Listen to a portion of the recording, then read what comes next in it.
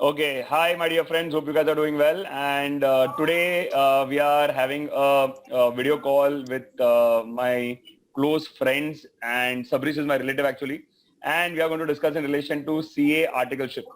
Now all these three participants you can see here, also me also, so the fourth one also, we have all gone through Articleship, and this the main intention of this video call is to just discuss about Articleship so that students get a better idea about what they have to go through or what they are going through during articleship and how they can make better choices. Okay. So I first, just to introduce our members, first we have Sabarish Vishwanathan. Sabarish is currently working in Grant Thornton and his designation is a consultant. He finished his articleship in a mid-sized firm that is BD, Jokakar and Company. Sarthak has an interesting profile and a very impressive one also. He is Chef Sarthak. He is head of operations and he is currently working as the head of operations in Good Dot Foods Private Limited. Now, Good Dot Food is running a chain of quick service restaurants under the brand name Good Do, the vegan eatery, which is India's only plant-based meats and mock meat company. Okay, so they make plant food that looks like meat so that animals are killed less. So that's a very good intention. Sarthak completed his articleship from Ambalal Thakkar and Associates. And then I have with me Saloni Raja. Saloni Raja has been one of my very close friends since school days. And Saloni here has completed her articleship from Deloitte Haskins. And she has also, she's currently working with Paragon Partners, which is a private equity firm. So we have a panelist which have a broad range. My name is Sarthak here. I've completed my articleship from Ernst & Young in the tax department. I am currently a class owner and I teach CA aspirants. So let's start and let's go on with this. First of all, I just want to just take a basic profile of what you guys did. So Sabarish, can you please provide a brief introduction of what your articleship work involved? Was mainly into audits. I was more working for a company which was into manufacturing of rubber components. There, I was involved for all the 3 years of audit, and then I had the opportunity of taking the audits of a few private limited companies. Also, being in mid-size, you have that advantage of also tapping into a few taxation areas. Since being into audit, so tax audit simultaneously got covered. Also, there were many company law related compliance work wherein in my first year of articleship, I was involved.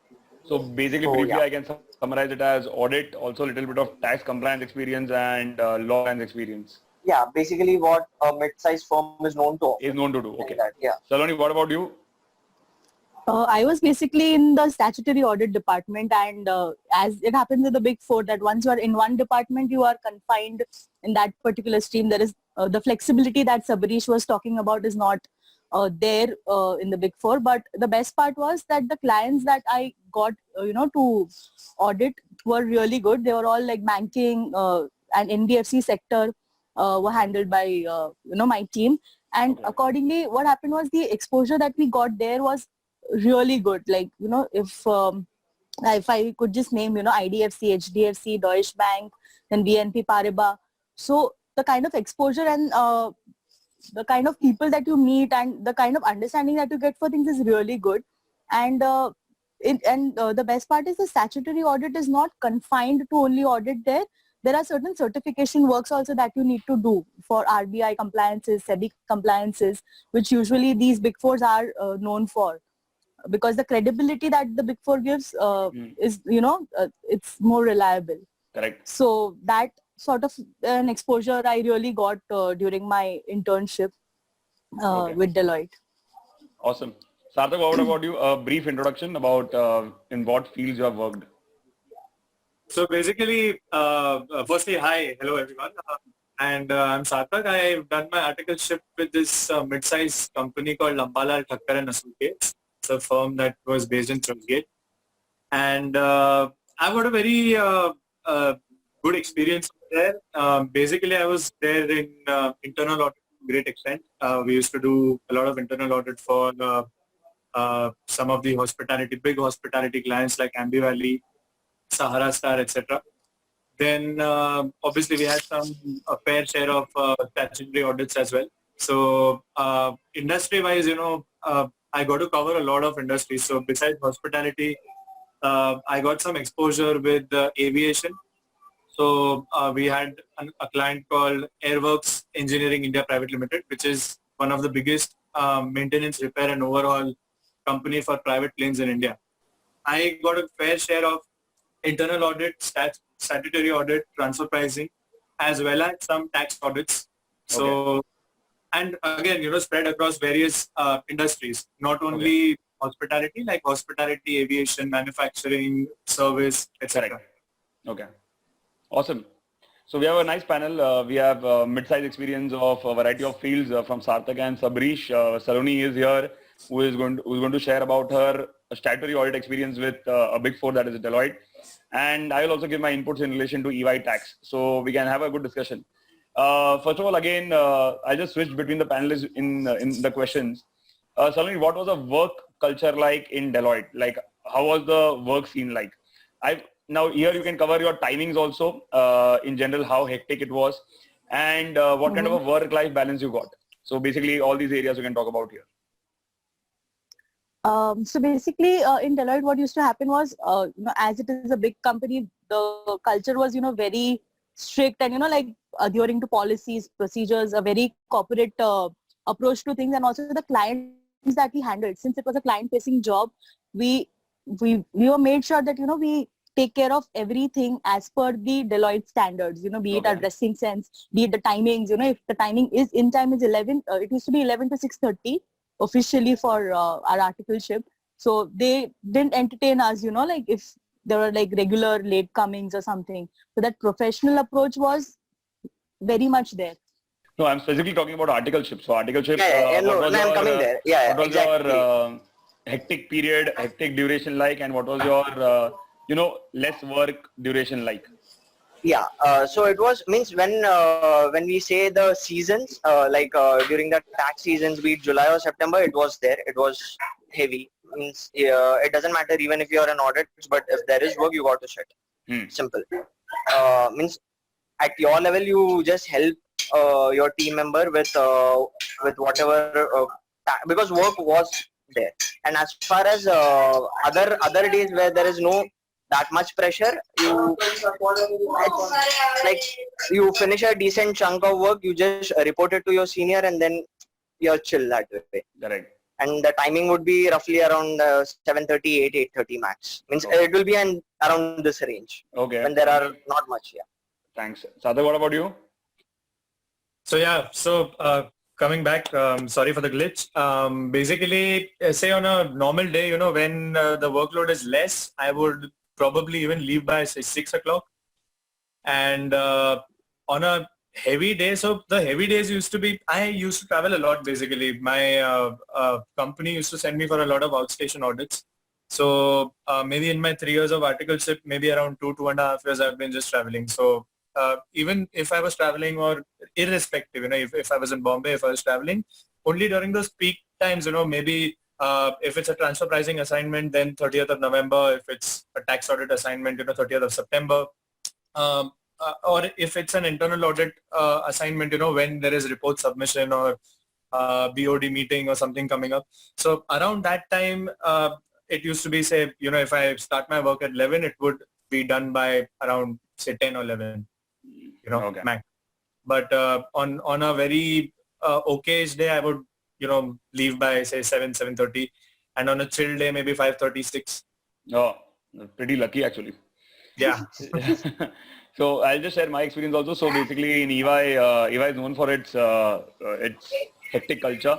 So in tax, I've even come home at around 5 a.m. in the morning, where actually there's a joke about it, where I came to the house and my mother got the doodh wala ka bartan. She thought the milkman is here. So I had to tell her, sorry mom, it's me. So I just went home and just slept. So basically, sometime during season time, there used to be a hectic schedule. But however, other than that, it was okay. It was, we used to leave at around 8, 8:39. Some days around 10 o'clock. So that was the scene in night tax. During season, of course, it was, we used to sit till late. for some fun. What was the first work that was given to you when you started your articleship? Like the first project, and how did you treat it? Sarthak. So, I mean, if you ask me first work, my first day, very first day was when the Ambi Valley team had just come back after finishing the audit, after finishing their reporting and all. So one of my senior had just handed me all the reports and he's like, just go through it and brief yourself. In doubt, पूछो मेरे को, you know, what's it all about? You'll get an idea about what we do over there, looking at the past reports and all. That was very basic. That was fine.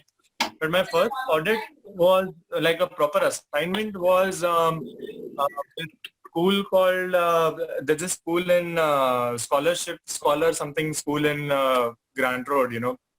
And that was where I went for the very first time with a senior article who was maybe in her, done with her first year or second year or something. And yeah, the most like cliche thing that every article in audit must have done, I used to Not knowing what is a vouching, yeah.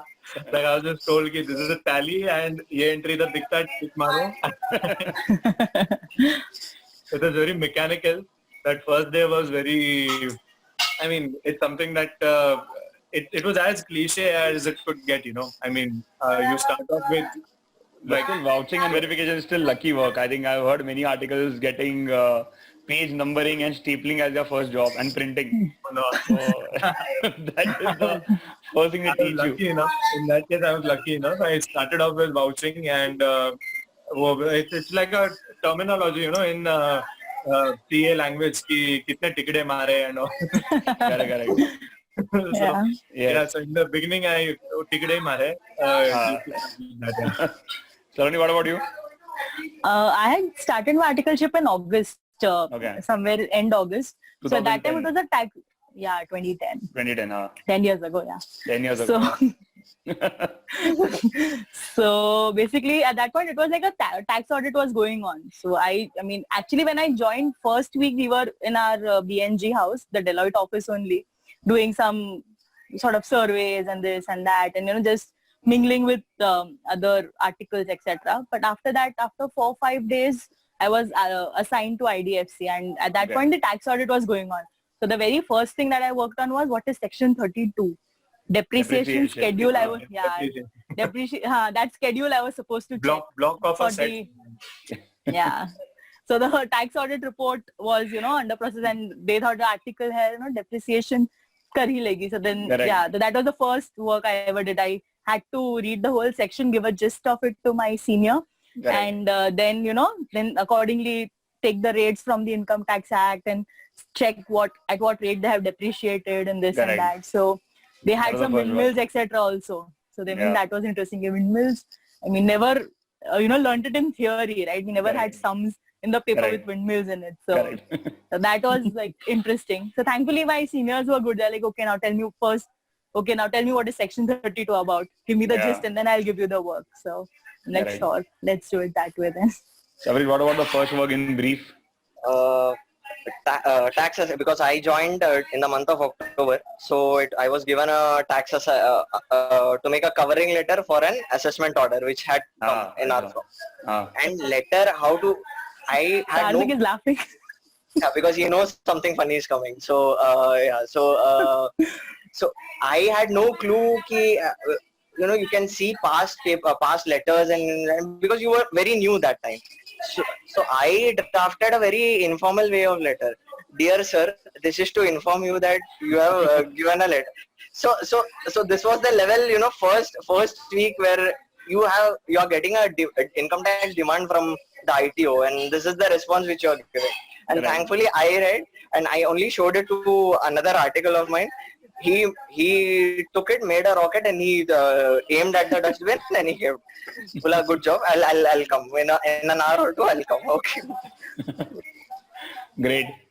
So, how about you, Karthik? What was your first experience? So my first experience was, so I also cleared in the month of August. So what happened is, in the month of September, the transfer pricing season earlier was not November, it was September. Yes. Yeah. So we joined August end, and September entire month, 30th September was the deadline. So basically in the first week itself, I worked on the weekend. So first week itself, it was a weekend week wherein Saturday, Sunday, we are slogging all 7 days. And I had to literally, so basically what happens is, see, this is what my observation is. When you join your articleship, in the initial phases, you're at the best or the epitome of your sincerity, where you just want True. to, like, whatever work comes your way, you just want to just, I'll just do it. I just do it. You just want to just blast away work and just, do it. Keep on doing whatever the senior is giving you. Because in your head, it is the norm. It is like, अच्छा ऐसे ही होता है करके. So लोग ऐसे इसको ही काम बोलते हैं वैसे. So then later on I realized, okay, now, they are making us scapegoats, and here we are. But no, overall the experience was great in terms of learning. There are a lot of things that transfer pricing made me learn in terms of what kind of attitude a senior has, and how they go about the work, how they plan in relation to a great amount of work to be done in time slots.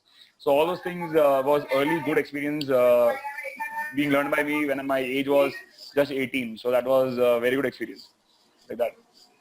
Great. So one more, I just want to ask you in relation to your, now little bit in relation to your examination perspective.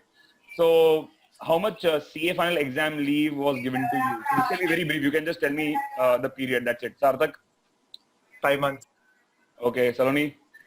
3.5, 4 months. The standard policy, that much you get. Yeah. Sabarish? 4 months. 4 months. Was it negotiable to, talk to your manager and just extend it? Sarthak, what do you think? Yeah, pretty much. I mean, they were a little flexible depending on if they have some articles, who don't have exams and all, they would consider. If there is someone who has exams in another attempt or another year, or someone is just done with exams or something, then they're okay. They're like, they'll adjust it. Yeah. So, Saloni, anything or stick to the policy? No, so in Deloitte, what we had this concept of comp-offs. So if we used to work beyond our normal working hours or on weekends or something, we used to accumulate comp-offs. So over and above this 3.5, 4 months, if you have comp-offs, you can accumulate them and go on leave. So I went on like 5.5 months leave for my CA final exams because of my comp-offs and my other leave balance and all. And it all depends on your relation with your senior, really. Exactly. That, how accommodative, they want to be with you. Yeah, so, rapport matters. What about you? What about you, Sabarish? No, in my case, it was not negotiable. People who were my seniors, they had approached for the same thing, and it was like not given. They had to deal with an issue there, and so it was. Yeah. There was no compromise there. Yeah. Same in EY also. We were given 4 months of leave, and plus you can talk to your senior for a little bit of extension, maybe about 10 to 15 days. But basically my attempt was May, so I was going to get leave from Jan onwards. So Jan, Feb, March, April, 4 months. So I approached my senior saying that, see, my birthday is on December 26th. Why don't you give me a birthday gift? As soon as we do the cake cutting in office, just let me go and just let me enjoy life and for my studies. So my senior readily agreed, and luckily I got some 5 bonus days extra. So, lucky. A fluke that worked for you. A fluke that worked, thanks to my parents for the exact, for the birthday. Okay. Now, in relation to your, basically, how did you manage your classes and articleship? So how are you handling it in terms of, because many students go for weekend classes, many students go for, take classes just after the study leave is given, or they just start their classes around 1 year before the exam. So if your attempt is in, let's say, May 2021, they may start the classes around May 2020. So my question in relation to that. So first of all, I want to divide this into 2 parts. First of all, what happened with you in relation to your class and articleship balance? Were you able to manage it or not? And second, my question to you is, what would your advice be to students in terms of, if you want to go for specialized coaching or classes, then when should they go for it? We'll start with Saloni. Saloni, tell me. So I had started my classes after college, so there was no clash between college and classes.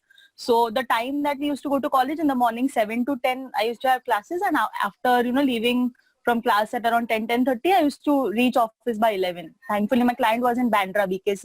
So traveling wasn't that difficult. I used to reach within half an hour to my workplace. So in the mornings, the classes used to be, and in the weekends, there used to be longer lectures.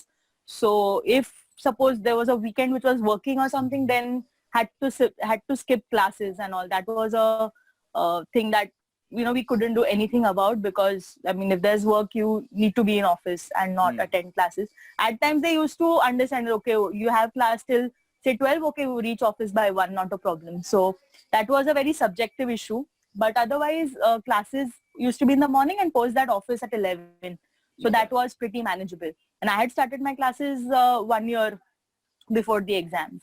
Like, after the college ended, I had commenced classes. Okay. And if you ask me, I would recommend that, the later, the closer the classes are done to the exam, it's better, because at least it worked for me, because it was pretty much fresh in my head, and revision and all also like happens well, because doing classes 2 years, 3 years in advance, and then I don't know, that somehow unless you don't revise regularly, you will the revision is the key. Like, if you keep revising and if you're in touch with the topics, perfect, it works for you. But if you're like done classes 2 years ago, and then okay, now I'm opening the book today, it's going to be a nightmare then.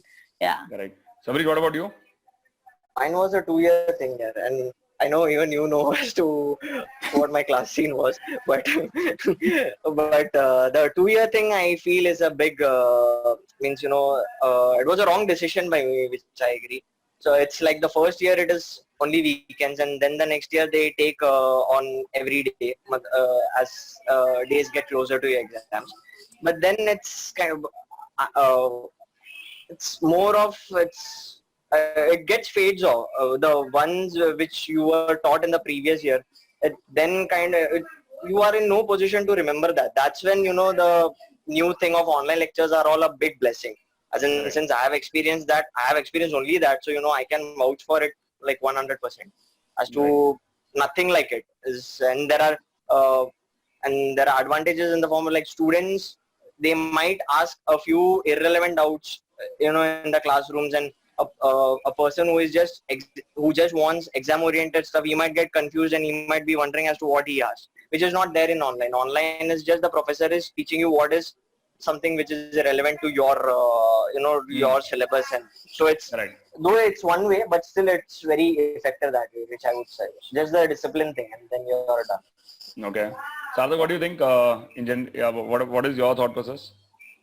So again, I would like to agree with Saloni, because the more fresh the syllabus is in your mind, it becomes easier. Because with the kind of schedule that we had, like office and all, revision used to be a little difficult, frankly.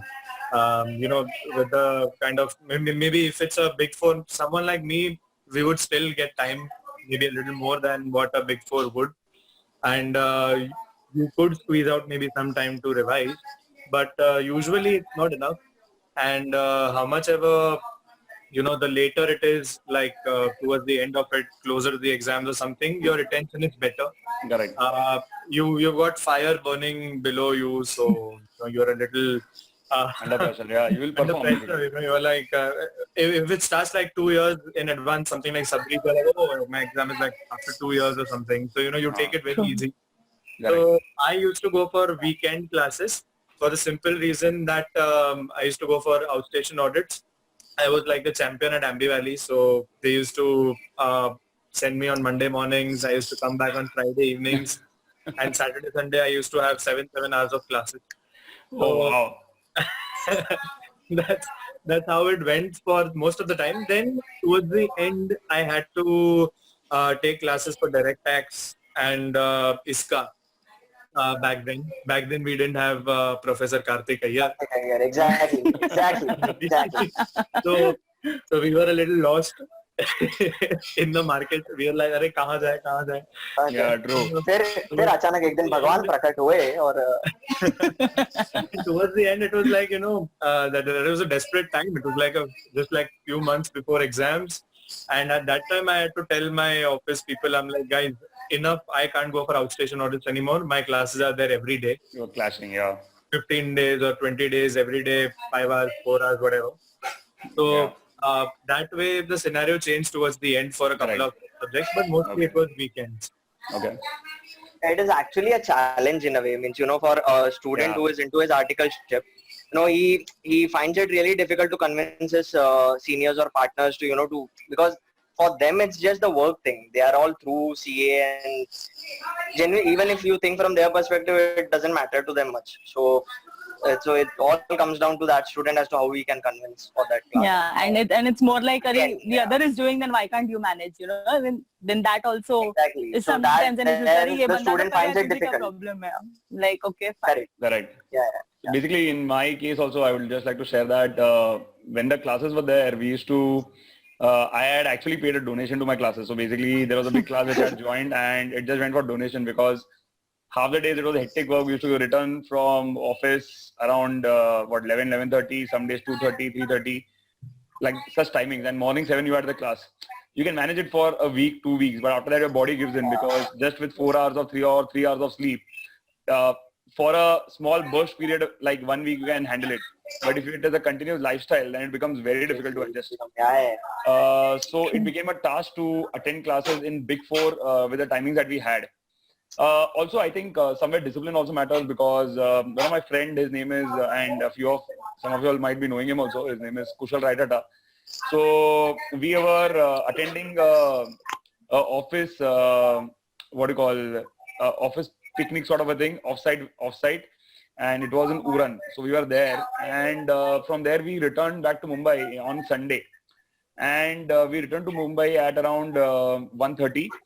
And he stays in Malad. So we were traveling on the highway, and he just told the cab driver to just stop the car because he wanted to get down at Andheri. So when I asked him why, so he told me no, uska 2 baje classes hai. So he told me I have to attend the classes in near Andheri station. And then I saw that he also cleared in the first attempt. He was a CA Inter or IPC ranker. So then I realized that, okay, that kind of a discipline is required, and that I realized much later. So I realized that, okay, that kind of discipline is required. Wherein if you want to manage your Big Four with classes, you have to ensure that your first priority is classes because that is going to affect your examination. At that point of time, you may feel that the senior is telling to stay back and the senior is asking you to, work, and the senior is telling for your benefit also. But if you don't focus on your classes, then you're missing out on every day's lecture. And every day's lecture, if you miss, you're going to lose out on marks eventually. So that's what I realized, that discipline really plays a very key role if you're managing Big Fours and classes together. Absolutely. So that was a lesson that was learned. Student understands the importance of like an SFM lecture. You're sitting for derivatives, you attend the first lecture, and then 2-3 lectures go for a toss, and then the chapter is going for an off. Yeah, correct. Because if you miss one lecture, CA finalist says that it is on confidence building, right? It is on confidence building. So basically, if you attend regularly, you understand the connectivity and the connection. Exactly. You understand the concept much easily. Yeah. But suppose if you miss even one lecture, suddenly in the next lecture you're in some dreamland. So you don't know what exactly is going on. So I think classes should be given a priority during the articleship period, even for scoring a rank. That is what I feel. Okay, just a small thing so that people get an idea about the stipend as well. If you can mention your exact stipend, or you can mention the range that is provided, so that the students who are watching get a clear idea about how much does the CA make during the articleship period. I know it is peanuts, but still we can still count the peanuts. Sarthak started laughing as soon as you talked about stipend. Sarthak, I think for Sarthak case, I think they paid him in Ambi Valley vacations. Ambi, He got perquisites as a article. Yeah, come on, yeah. Sarthak, tell me, first year, second year, third year, same amount or different? Thankfully different, but it didn't make much of a difference because indexation अपना महंगा इतना बढ़ता है, inflation इतना बढ़ता है. That's not proportionate. It's like 4,000, 5,000, 6,000 is what I had. Okay. So it's what I'm going to tell you on next is something extremely unethical. Please don't do it. Never do it. I know what you're talking. but on a couple of assignments, I used to make more money. To be honest. Let's stop it there before ICI takes away your honors. Okay. Don't reveal the tricks of the trade, bro. Correct. Okay, Sabarish, what do you think? 4,000, 5,000, 6,000. Like Same, okay. same like Sarthak. Yeah. Okay, Saloni. We used to have 7,500, 11 and 15 in the third year Okay. in Delhi. Rich people, I tell you. Yeah. The same, And we also almost had the that same, trick I think in that was there in addition to EY you. also. So that was 7.5, 13.5 and 19. I think that was the range in EY during our time. So that was the case. Okay. Last question. Any funny incident that you remember that you would like to share just to end it on a high note so that, you know, people Yeah, get a may I? good May idea I- that CA may I is, start? CA is not just about just work. There's also fun moments that happen. And that's a good thing. Oh, yeah, Sabarish, go for it. Yeah, Yeah. you can't So wait. this is my first week of. This has to come out. So this is first week of articleship. So first time I'm seeing something like an office setup. So there are telephones in every desk. There's something called as conference room. There is telephone there. So 1 week post that, there comes a call, and I have only attended telephone at my house. So you are getting a call in your office, and meko I had no clue कि internal ऐसा call भी होता है वो transfer वो telecom वाला internally you dial the extension and then it rings. So a partner is calling from inside in the conference, and he was asking, is Prerna there? And I knew who Prerna was, and she was not there in the conference room. So I told, no sir, she's not there. May I know who's speaking? So he thought he dialed the wrong extension. So he was asking, from where are you talking? So I was like, no, you have called. You first say from where are you talking? so he was like, Arey, I am talking from where are you talking? Can you repeat from where are you talking? Sir, I am calling from BD Chokakar and company. So this is happening from partners cabin and conference room. So I just cut the phone and I was like, ठीक है, अभी एक हफ्ता दिखाना नहीं है मुंह. Sarthak, what about you? So I had that thing back then where I could mimic people really easily. You still do. And I still do pretty much. So I could mimic my partner bang on. If it's a phone call or something, I could mimic in a way where no one will be able to tell that if it's the partner calling or me. Okay. So I used to take that like to my advantage, like for fun, obviously, to a great extent, where I would just call anyone randomly and talk things like, I mean, just kind of take their case also sometimes, where there was this one girl, Ishani, who used to work with me, and she had taken some very important file home. She was supposed to after completing the assignment at the client place, she was supposed to come with the working papers, submit it at the office, and then go home. Okay. Since her home was closer, she just went, and I got to know that. Bakra aa gaya haath mein. I just got to know that, and I called her with in my partner's voice, and I told her how professionally wrong she was and how unprofessional she was and all those things. And she was literally like, from what she told me, she was reduced to tears. Oh God. I'm coming right away. I'm just coming to give the file. Don't worry.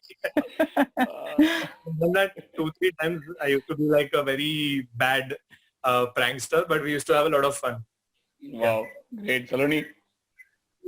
I mean, not such funny stories, but yeah, we used to have like a gang of articles there. So we used to all gang up and do some sort of, mischief all the time. Maybe, be it ordering food, maybe we'll do some sort of, we'll ask everyone what they want, but in the end order what we want to order.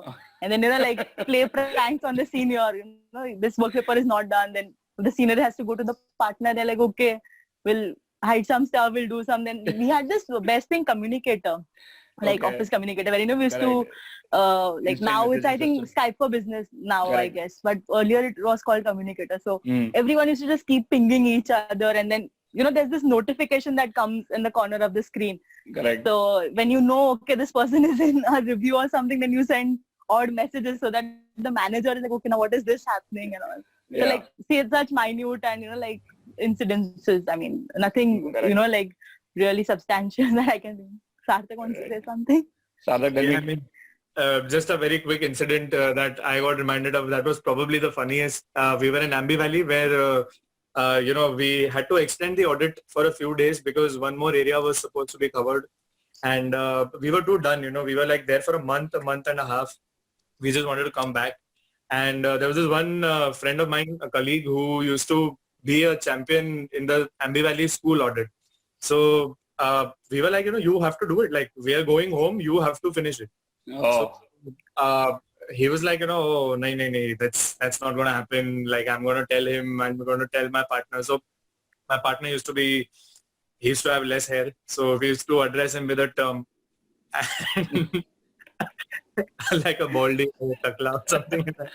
oh. And what we did was that there was this one friend's phone and we changed Ambi Valley's landline number to our office name. We gave it the office name and we made a fake call. Like from the landline, we made a fake call to the phone so that he gets to know that, oh, it's the office, calling. Because no one takes the number, no one checks the landline kaun sa number hai. Correct. So initially I picked up the phone. The landline was just lying niche, like, below the desk. And I just started, like, the landline was kept on the side and I just started and I was acting. I was like, sir, yes, sir. Yeah, we are done and we're winding up. And okay, Dinesh has to do audit for this thing, school. So, I'll tell him, sir. And he's sitting in front of me and he's like, I'm not going to do it. He's like, he's just acting, all those things. And I just said that entire thing that he said. He's like, sir, he's saying ki ghanta main kuch nahi karne wala. And he just got up on his seat. He's like, oh shit. And I'm like, sir wants to talk to you. And I gave him the phone. And the story doesn't end there. I go beneath the desk and I start talking in my sir's voice. Oh, God. And he believes you, really. I mean, he mimics, right? So He left the room because we all had started laughing. So he left the room and I was sitting below the desk and I'm talking to him in my sir's voice, controlling like my laughter.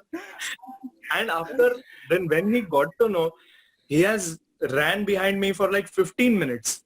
So Like, I've never run so hard for 15 minutes in my life. oh God. A very funny incident. So basically, one of my fellow interns, not naming anyone, so we used to share the desk. So what happened is, there used to be, all the interns used to play pranks on each other, so it was a very common thing. So she had gone to her senior's place, and there was a director also. So basically, there was a hierarchy. The director used to come, and then far below her senior was there, and then my friend intern was there. So director had a very good reputed position. So basically, my friend, the intern, she went to her senior's place just for some work and discussion, and her phone was kept on her desk only, and it was not a locked phone. So basically, what I did is I changed my name with that director's name. So basically, now you might be knowing where the prank is going. So what happened is that she had told me in the morning that there is a big assessment hearing and there is a lot of work on her client. So I had registered that. So now that director had gone for that assessment hearing, and she knew about my friend. She knew about that. So what I did is I just gave her immediately around 11 missed calls back to back, and her phone is again at the desk, right? So she's receiving missed call from Karthika here, but the name shows as the director. So she sees these missed calls when she comes back. And by then I just also drop a message. Where are you? Why aren't you picking up the phone? This is such an urgent matter and you don't have the so-called sense of, replying to such things. Please get this file number, this and this, and immediately come to the ground floor. I'm waiting and I have to take the taxi and immediately rush again for the assessment hearing. So my friend sincerely goes to the file room, picks all the files, takes the lift from the 14th floor, goes to the ground floor, and waits for the cab to come and just trying to see where it is. And she's just keeping on giving me calls just to know where the director is. and I'm getting all the calls. So I'm just getting calls after calls after calls. And then after a point of time, I just picked her call and I'm like, hey, hi, how are things going there? And you can take the lift back up. So Prankster you are. so basically a lot of things. We used to play CS in EY also during our CS is not company secretary, basically Counter-Strike. What an enlightenment. It's a Counter-Strike, so we used to play during our break times. So all this used to be, done unofficially, but good times, good people had a great time there, genuinely. Yeah. Thanks for today. Anything you want to share or something? Many students maybe also then commenting on it, and if you are there and if you happen to look at this video, you can just feel free to reply to any of their genuine concerns. Okay, thanks for being here. Thanks for taking out time. Great. Thank you. Thank you for Thank having you. us. Thank Thanks, you. Karthik. Bye. Good luck. Bye. Good Thank luck. you. Bye.